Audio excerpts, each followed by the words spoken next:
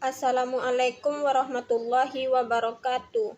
Saya Anissa Ramadhani dengan NIM 21002038 dari kelompok 5 akan mempresentasikan materi tentang pendekatan dalam perencanaan pendidikan.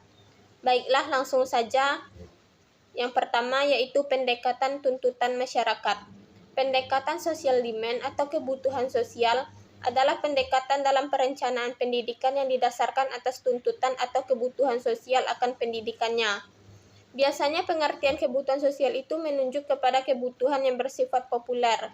Kebutuhan itu terasa apabila terjadi jurang antara penyediaan dan kebutuhan. Memang, kebutuhan itu dapat dipengaruhi oleh pemerintah. Memang lebih mudah menaikkan kebutuhan daripada menurunkan kebutuhan masyarakat akan pendidikan.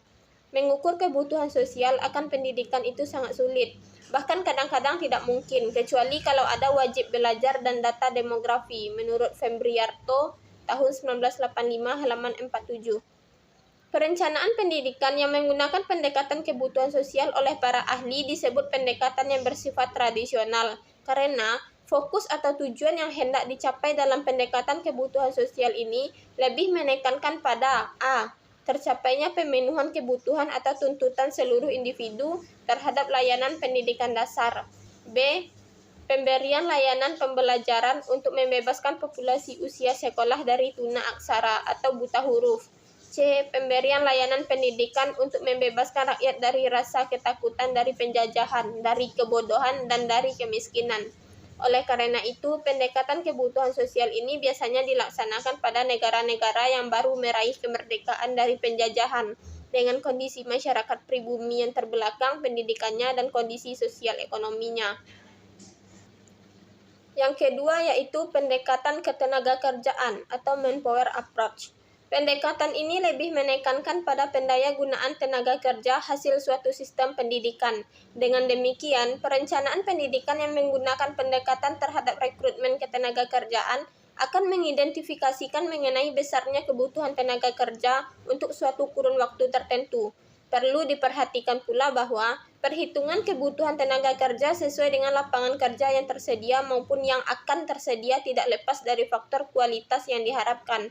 Semuanya ini mempunyai implikasi bahwa seorang perencana pendidikan setidak-tidaknya dapat memprediksi kemungkinan-kemungkinan perkembangan, baik secara kualitas maupun secara kuantitas, terutama menyangkut sektor-sektor ekonomi dengan pendistribusian okupasi-okupasi yang dapat diproyeksi. Menurut Arifin, tahun 2010, ada beberapa kelebihan dan kelemahan dari perencanaan pendidikan yang menggunakan pendekatan ketenagakerjaan. Pertama, kelebihannya yaitu proses pembelajaran atau layanan pendidikan di suatu pendidikan mempunyai aspek korelasional yang tinggi dengan tuntutan dunia kerja yang dibutuhkan masyarakat. Yang kedua, kelebihannya yaitu pendekatan ini mengharuskan adanya keterjalinan yang erat antara lembaga pendidikan dengan dunia usaha dan industri. Hal ini tentu sangat positif untuk meminimalisir terjadinya kesenjangan antara dunia pendidikan dengan dunia industri usaha. Kedua, beberapa kelemahan dari pendekatan perencanaan pendidikan ketenagakerjaan antara lain mempunyai peranan yang terbatas terhadap perencanaan pendidikan, karena pendekatan ini telah mengabaikan peran sekolah menengah umum dan lebih mengutamakan sekolah menengah kejuruan untuk memenuhi kebutuhan dunia kerja. Kedua, perencanaan ini lebih menggunakan orientasi, klasifikasi, dan rasio antara permintaan dan persediaan.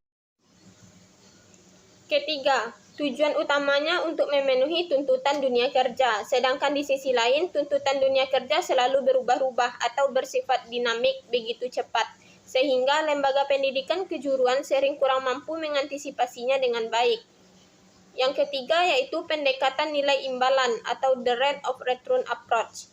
Pada dasarnya, pendekatan ini pengembangan lebih lanjut dari pendekatan ketenagakerjaan. Pendekatan nilai tambah yang dikaitkan dengan ketenagakerjaan ini merupakan pendekatan yang banyak disukai oleh perencana pendidikan, khususnya para ahli ekonomi. Pendekatan ini menitikberatkan pada keseimbangan antara keuntungan dan kerugian. Prinsip untung rugi inilah yang dipakai oleh individu yang rasional kalau memutuskan bagaimana sebaiknya membelanjakan uangnya agar keinginannya tercapai. Ia meneliti alternatif-alternatifnya, menimbang biaya masing-masing alternatif itu dan kepuasan yang menyertainya atau kegunaan yang akan diperolehnya, dan kemudian memilih kemungkinan-kemungkinan tertentu sebatas kemampuannya yang paling menguntungkan. Para ahli ekonomi ini mengatakan bahwa perencanaan ekonomi dan pendidikan harus mengikuti cara berpikir yang sama seperti ini apabila menghadapi masalah alokasi dari keseluruhan sumber dana untuk sektor-sektor penting yang berbeda, atau di dalam menghadapi alokasi dari keseluruhan sumber sistem pendidikan untuk berbagai subsektornya. Sebagai seorang perencana yang baik dituntut untuk berpikir secara intuitif dalam arti untung rugi. Yang keempat yaitu pendekatan efektivitas biaya atau cost effectiveness. Pendekatan ini sering digunakan dalam menganalisis program-program yang berhubungan dengan institusi atau lembaga-lembaga tertentu. Proyek-proyek pendidikan cocok menggunakan teknik ini terutama dalam mengkomparasikan biaya dan keefektifan kegiatan-kegiatan yang dilaksanakan. Dengan pendekatan ini, maka fungsi utama dari perencanaan pendidikan berusaha mengadakan asesmen tentang efektivitas dengan jalan menentukan hubungan antara tujuan-tujuan pendidikan yang diharapkan dengan hasil yang dicapai oleh proyek-proyek pendidikan itu. Dapat disimpulkan bahwa pendidikan ini sangat cocok diaplikasikan pada tingkat mikro. Pendekatan-pendekatan yang digunakan perencanaan pendidikan yang dapat merupakan pengkombinasian antara beberapa pendekatan. Prinsip cost-benefit adalah suatu aplikasi rasional individual tatkala memutuskan bagaimana cara terbaik membelanjakan uangnya sewaktu keinginannya melampaui kemampuannya. Ia mempelajari alternatif-alternatif yang ada, menghitung kos setiap alternatif, dan merumuskan kegunaan setiap alternatif, kemudian menetapkan alternatif tertentu yang mempunyai rasio benefit tertinggi terhadap kosnya. Kesulitan praktis dalam mengukur kos dan benefit ini lebih berat dari kesulitan-kesulitan yang dihadapi oleh teknik social demand dan manpower. Mengukur kos dan benefit di lingkungan sistem pendidikan lebih sukar daripada menghitung kos dan benefit untuk pabrik baja, irigasi, atau pabrik pupuk. Penganut pendekatan ini yang kemudian menanamkan dengan pendekatan rate of return, berusaha keras pantang mundur untuk mengadakan studi di beberapa negara yang berbeda-beda. Salah satu kelemahan dan kritik khusus adalah masalah the estimates income forgone by student yang dimasukkan ke dalam perhitungan biaya, terutama di negara-negara yang dilanda masalah pengangguran. Kelemahan yang lebih serius berhubungan dengan perhitungan keuntungan di masa yang akan datang. Cara yang biasanya dipergunakan adalah menghitung perbedaan lifetime earning setiap orang yang merupakan akibat dari pendidikan yang diperolehnya, dikurangi dengan persentase yang dibuat sebagai ganti dari sebab-sebab non-pendidikan terhadap pendapatan ini. Tetapi perbedaan pendapat di masa yang akan datang sehubungan dengan berbagai perbedaan pendidikan dihitung atas dasar perbedaan masa lampau dan masa sekarang. Yang terakhir yaitu pendekatan sistem terpadu.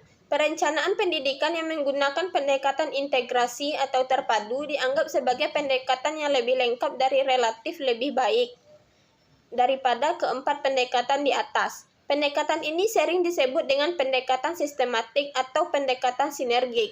Di antara ciri atau karakteristik pendekatan integratif adalah bahwa perencanaan pendidikan yang disusun berdasarkan pada satu, keterpaduan orientasi dan kepentingan terhadap pengembangan individu dan pengembangan sosial atau kelompok. Yang kedua, keterpaduan antara pemenuhan kebutuhan ketenagakerjaan yang bersifat pragmatis dan juga mempersiapkan pengembangan kualitas akademik yang bersifat idealis untuk mempersiapkan studi lanjut. Yang ketiga, keterpaduan antara pertimbangan ekonomis untung rugi dan pertimbangan layanan sosial budaya dalam rangka memberikan kontribusi terhadap terwujudnya integrasi sosial budaya. Yang keempat, keterpaduan pemberdayaan terhadap sumber daya lembaga, baik sumber daya internal maupun sumber daya eksternal. Yang kelima, konsep bahwa seluruh unsur yang terlibat dalam proses layanan pendidikan atau pelaksanaan program di setiap satuan pendidikan merupakan suatu sistem. Dan yang terakhir, konsep bahwa kontrol dan evaluasi pelaksanaan program atau perencanaan pendidikan melibatkan semua pihak yang berkaitan dengan proses layanan kualitas pendidikan, dengan tetap berada dalam komando pimpinan atau kepala satuan pendidikan. Baiklah, yang selanjutnya yaitu kelebihan dan kelemahan pendekatan perencanaan pendidikan integrasi atau terpadu adalah yang pertama kelebihannya di antara lain 1. Semua sumber daya internal eksternal yang dimiliki dalam proses pengembangan pendidikan akan terberdayakan secara baik dan seimbang.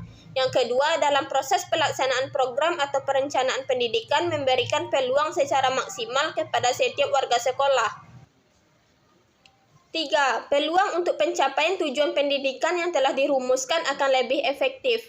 Yang keempat, perencanaan pendidikan yang terpadu akan mampu menghadapi perubahan atau dinamika kehidupan sosial, ekonomi, dan budaya atau tingkat kompetisi yang begitu tinggi di semua bidang kehidupan di era globalisasi. Yang kelima, pelaksanaan pendekatan perencanaan pendidikan terpadu secara baik akan mampu mensosialisasikan dan menginternalisasi setiap warga sekolah.